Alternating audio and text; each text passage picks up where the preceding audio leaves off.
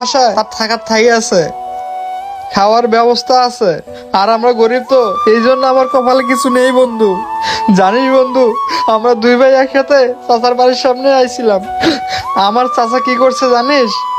আমার সামনেই আশিককে বুকে জড়ায় ধরলো, আর আমাকে সে দেখেও না দেখার ভান করে দাঁড়িয়েছিল। বন্ধু, এটা কেন তুই কি একটু বলতে পারিস? বল আমাকে। তুই পারবি বলতে? পারবি না, কারণ ওই যে আশিকের বাবার টাকা আছে, আর ওই চাচারা তো টাকার কাছে বিক্রি হয়ে গেছে। শোন বন্ধু, উপরে একজন ঠিকই আল্লাহ আছে, উনি সবই দেখতেছেন। আর ওই আল্লাহ তার সকল বান্দাকে সবসময় একরকম রাখে না, এক সময় না এক সময় পরিবর্তন করবেই। তো বন্ধু থাকিস রে, আমি চলে গেলাম। এই পৃথিবীতে যাদের কাছে টাকা আছে তাদের জন্য সকলের কাছে ভালোবাসাও আছে। ভিডিওটি ভালো লাগলে শেয়ার করতে ভুলবেন না।